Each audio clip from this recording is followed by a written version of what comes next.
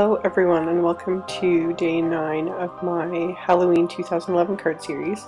So for today's card I am using the CCDesigns Laugh Lines Witch image and just inking her up with Memento Tuxedo Black ink and stamping her onto Stamping Bella's Bestest cardstock. And the colors I'm going to be using today are inspired by the pink Paislee Phantom 6x6 paper pad. And I'm just showing here, I kind of got a kick out of the bottom where it says not intended for children under 12. So I don't know if that was a joke or if they actually meant that. I have no idea. Anyway, I'm coloring in this image with my Prismacolor pencils again. Usually once I pull them out and start using them, I have to keep using them because I just kind of get on a roll with it and I want to color everything with them. So I'm using peach beige was the lightest color, and then I went in with bronze, kind of going with more kind of sallow looking skin since she's a witch. I didn't want to use like more pinky peachy colors, you know. And as always I'm using my orderless mineral spirits. I showed in a previous video the mineral spirits I use to blend out the colored pencils. And then around her eyes I just used French Gray 90%. I just kind of want to give her a bit of darkness around her eyes just to kind of make it look even more sallow. And then just blended that out with the same stump. I didn't bother sanding it off or anything. And then once that was done I'm going to go in and do the rest of the skin on the image just with the same two colors, the peach beige and the bronze. Really quick and easy, just blend it all together. And then for her hair, I wanted to give her green hair, so I'm using the yellow chartreuse. I don't know if I'm pronouncing that right. It's late and I'm tired, but that's how I think it's pronounced. And then going in with lime peel, and then my darkest green, which is apple green.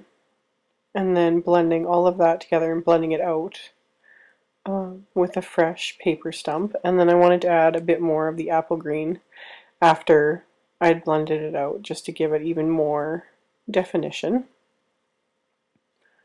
So once I've got her hair done, I just use the same, I think I used the apple green again, to give her some color to her eyes, and obviously that I didn't bother blending. And then for all the orange parts of her outfit, I'm using mineral orange and then the darker shade of just orange and blending that all together.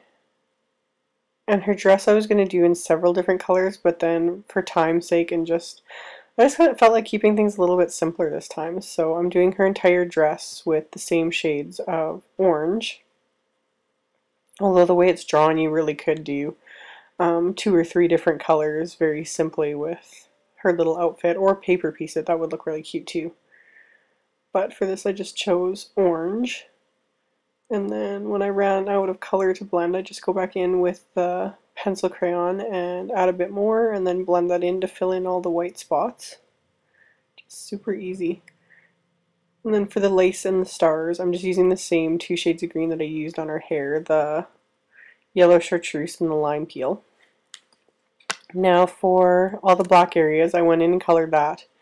And I did the black last because this is the most kind of potent of all the colors, and I didn't want to pick any of that up when I colored all the lighter areas, so I always do the black last.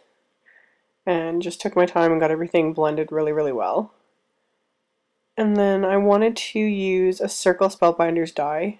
This image is actually really, really large. It's, I think, almost 4 inches. I'd have to look on the site to see. I don't know offhand how tall it is, but it's just quite big. And I didn't want to use a large die to cut it out. I wanted to use the circle, but I didn't want to use a big circle. So by drawing around with a pencil the outer rim of where the die is going to be, and then the inner rim where her feet and her hat come out, and then I just use my paper snips to trim those areas right against the lines, right up and a little bit past the inner lines. That way I'm going to be able to slide the die over those areas so that when I run it through my Cuttlebug, it won't cut those off. I've already done a video how to omit areas when cutting with a Spellbinders die, and hopefully I'll remember to link it so you guys can see it. But you can see I just flip that, gently fold over her feet so that those parts stick out, and then tape down the die and run it through my Cuttlebug. and then it just comes apart just like so, super quick and easy. And then using my eraser to erase the pencil lines that I had made. And then I take the die again and make a mark so that I can cut that spot right between her feet there so that everything looks perfect. And then I wanted to add a bit of shading, and rather than doing the Prismacolor pencils, I just went the easy route and used some Copic markers, and I just used W3, W1, W00, and then finally blended everything out with my colorless blender. So it gave her a bit of shadow and shading, so it's kind of grounded the image. And then for the edge of the white, I didn't want it to be stark white, so I actually sponged it with Memento Desert Sand and then some rich cocoa ink, just to kind of go more with the pattern paper too, because that's kind of the colors that were in some of the papers, kind of distressing those as well, if you know what I mean. And yeah, I much prefer that than just stark white. So once I had the pattern papers out that I wanted to use, I decided to edge everything with black ink, and that's something I really like to do when you're working with a lot of pattern papers. It kind of gets rid of, there's that little harsh white edge to the papers, and I don't know, I just like it better that way. It just looks so much better.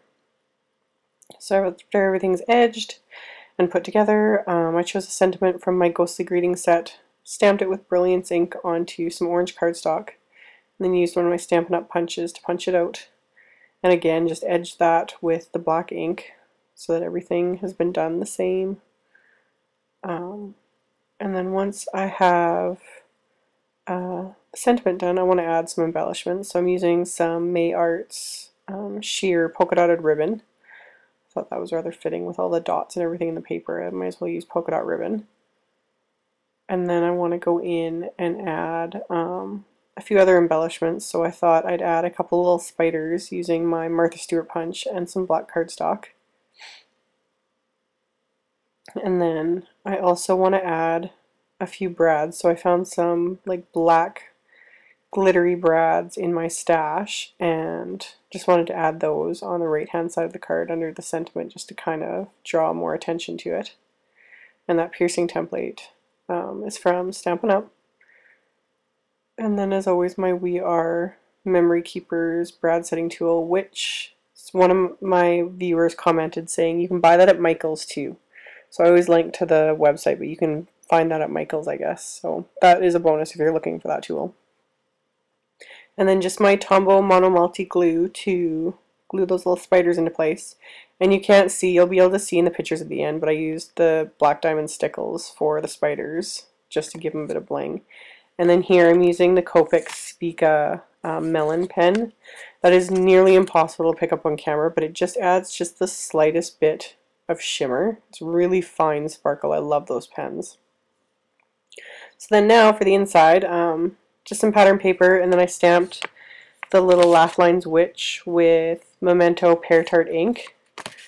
Just because they're good. So it was kind of a big green space. That's where you'd write your greeting or whatever, but I just thought that would kind of draw the inside and the outside together a bit more. And then I stamped another sentiment from the Ghostly Greetings set, and this time punching it out with the Stampin' Up key tag punch, and then added a couple more little black spiders. And then to follow the same theme as I did on the outside, I edged everything with black ink, and then adhered it all together and adhered that to the inside of the card. And then for the outside of the card, since the card front itself was still drawing from the Stickles I applied, this time I just applied adhesive to the card base itself and then pressed the card front onto that. Either way, whatever works. So yeah, thanks you guys for watching, and I'll see you all in the next video. Bye!